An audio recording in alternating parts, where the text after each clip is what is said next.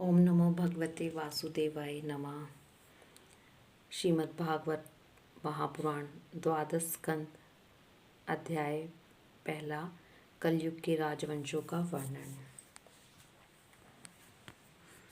ओम नमो भगवते वासुदेवाय नमः।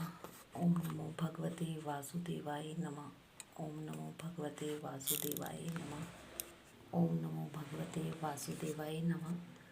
ओम नमो भगवते वासुदेवाय नमः। राजा परीक्षित ने पूछा, भगवान यदुवंश शिरोमणि भगवान श्री कृष्ण जब अपने परम धाम पधार गए तब पृथ्वी पर किस वंश का राज्य हुआ तथा अब किसका राज्य होगा? आप कृपा करके यह मुझे बतलाइए। श्री सुखदेव जी ने कहा, प्रिय परीक्षित, मैंने तुम्हें 9वें स्कंद में यह बात बतलाई थी कि जरासंध के पिता वृत्ररथ के वंश में अंतिम राजा होगा पुरंजय अथवा रिपुंजय। उसके मंत्री का नाम होगा शुनक। वह अपने स्वामी को मार डालेगा और अपने पुत्र प्रद्योत को राजसिंहासन पर अभिषिक्त करेगा।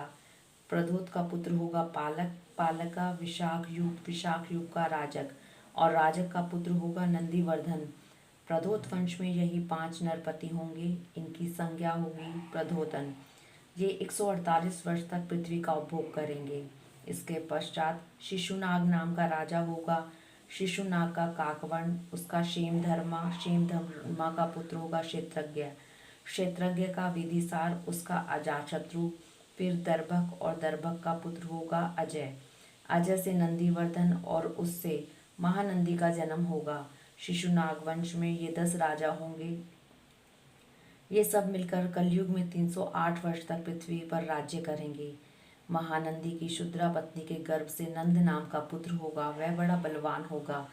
महानंदी महापद्म नाम का निधि का अधिपति होगा, इसलिए लोग उसे महापद्म भी कहेंगे।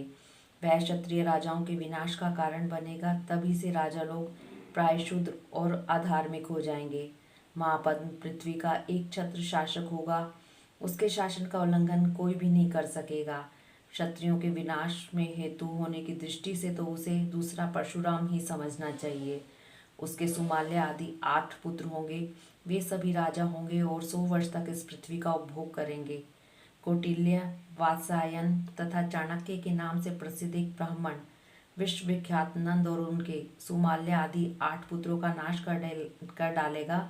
उसका नाश हो जाने पर कलयुग में मौर्यवंशी नरपति पृथ्वी का राज्य करेंगे। वही ब्राह्मण पहल चंद्रगुप्त मौर्य को राजा के पद पर अभिषिक्त करेगा। चंद्रगुप्त का पुत्र होगा वारिसार और वारिसार का अशोकवर्धन। अशोकवर्धन का पुत्र होगा सुयश, सुयश का संगत, संगत का शालिशुक और शालिशुक का सोम शर्मा। सोम शर्मा का शतधन्वा और शतधन्वा का पुत्र वृद्धरथ होगा। कुरुवंश विभूषण परीक्षित, मौर्य वंश के ये 10 नरपति कलयुग में 137 वर्ष तक पृथ्वी का उपभोग करेंगे। वृद्धरथ का सेनापति होगा पुष्पमित्र शुंग। वह अपने स्वामी को मारकर स्वयं राजा बन बैठेगा। पुष्पमित्र का अग्निमित्र, अग्निमित्र का सुज्येष्ठ होगा। सुज्येष्ठ का वसुमित्र, वसुमित्र का भद्रक, भद्रक का पुलिंद, पुलिंद का घोष और घोष का पुत्र ब्रजमित्र, ब्रजमित्र का भागवत, भागवत का पुत्र देवभूति। शुंग वंश के ये 10 नरपति 112 वर्ष तक पृथ्वी का पालन करेंगे। शुंग वंशी नरपतियों का राज्यकाल समाप्त होने पर यह पृथ्वी कण्व वंशी नरपतियों के हाथ में चली जाएगी। कण्व वंशी नरपति अपने पूर्ववर्ती राजाओं की अपेक्षा कम गुण वाले होंगे। शुंग वंश का अंतिम नरपति देवभूति बड़ा ही लंपट होगा। उसे उसका मंत्री कण्व वंशी वसुदेव मार डालेगा और अपने बुद्धि बल से स्वयं राज्य करेगा। वसुदेव का पुत्र होगा भूमित्र, भूमित्र का नारायण और नारायण का सुशर्मा। सुशर्मा बड़ा यशस्वी होगा। कण्व वंश के ये 4 नरपति काणवायन कहलाएंगे और कलयुग में 335 वर्ष तक पृथ्वी का उपभोग करेंगे। कण्व वंशी सुशर्मा का एक शूद्र सेवक होगा बलि। वह अंध्र जाति का एवं दुष्ट होगा। वह सुशर्मा को मारकर कुछ समय तक स्वयं पृथ्वी का राज्य करेगा। इसके बाद उसका भाई कृष्ण राजा होगा। कृष्ण का पुत्र श्री शांतकर्ण, उसका पौर्णमास का लंबोदर, लंबोदर का चिबिलक और चिबिलक का मेघस्वाति, मेघस्वाति का अटमान, अटमान का अनिष्टकर्मा, अनिष्ट कर्मा का हालय, हालय का तलक, तलक का पुरुष भीरु और पुरुष भीरु का पुत्र होगा राजा सुनंदन। सुनंदन का पुत्र होगा चकोर, चकोर के 8 पुत्र होंगे जो सभी बहू कहलाएंगे। इनमें सबसे छोटे का नाम होगा शिव स्वाति। वह बड़ा वीर होगा और शत्रुओं का दमन करेगा। शिव स्वाति का गोमती पुत्र और उसका पुत्र होगा पूरीमान। पूरीमान का मेदयशिरा, मेदयशिरा का शिव स्कंद, शिव स्कंद का यज्ञश्री, यज्ञश्री का विजय और विजय के 2 पुत्र होंगे चंद्रविज्ञ और लोमदी। ये 30 राजा 456 वर्ष तक पृथ्वी का राज्य भोगेंगे। इसके पश्चात अवृति नगरी के 7 आभीर, 10 गदर्भी और 16 कंक पृथ्वी का राज्य करेंगे। ये सब के सब बड़े लोभी होंगे। इनके बाद 8 यवन, 14 तुर्क राज्य करेंगे। इसके बाद 10 गरुड़ और 11 मौन नरपति होंगे। मौनों के अतिरिक्त ये सब 1099 वर्ष तक पृथ्वी का उपभोग करेंगे तथा 11 मौन नरपति 300 वर्ष तक पृथ्वी का शासन करेंगे। जब उनका राज्यकाल समाप्त हो जाएगा तब किली किला नाम की नगरी में भूतनंद नाम का राजा होगा। भूतनंद का वंगिरी, वंगिरी का भाई शिशुनंदी तथा यशोनंदी और प्रवीरक ये 106 वर्ष तक राज्य करेंगे। इनके 13 पुत्र होंगे, वे सब के सब वाहिक कहलाएंगे। इसके पश्चात पुष्पमित्र नामक क्षत्रिय और उसके पुत्र दुर्मित्र का राज्य होगा। वाहिक वंशी नरपति एक साथ ही विभिन्न प्रदेशों में राज्य करेंगे। उनमें 7 आंध्र देश के तथा 7 ही कौशल देश के अधिपति होंगे।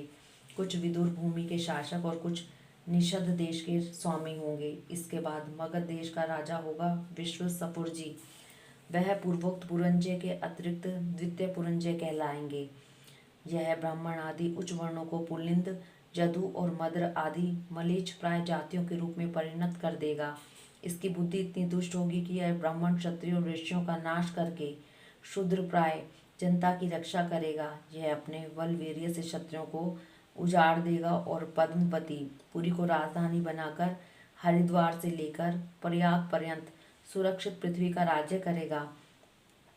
जो जो घोर कलयुग आता जाएगा तो सौराष्ट्र, अवंती, आभीर, शूर, अर्बुद और मालव देश के ब्राह्मणगण संस्कार शून्य हो जाएंगे तथा राजा लोग भी शूद्र तुल्य हो जाएंगे।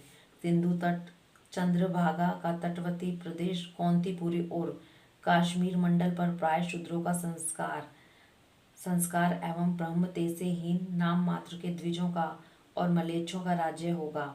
ये सब के सब राजा आचार विचार में मलेच्छ प्राय होंगे। ये सब एक ही समय भिन्न भिन्न प्रांतों में राज्य करेंगे। ये सब के सब परले सिर के झूठे अधार्मिक और सवल्प दान करने वाले होंगे। छोटी छोटी बातों को लेकर ही ये क्रोध के मारे आग बबूला हो जाया करेंगे। ये दुष्ट लोग स्त्री, बच्चों, गौ, ब्राह्मणों को मारने में भी नहीं हिचकेंगे।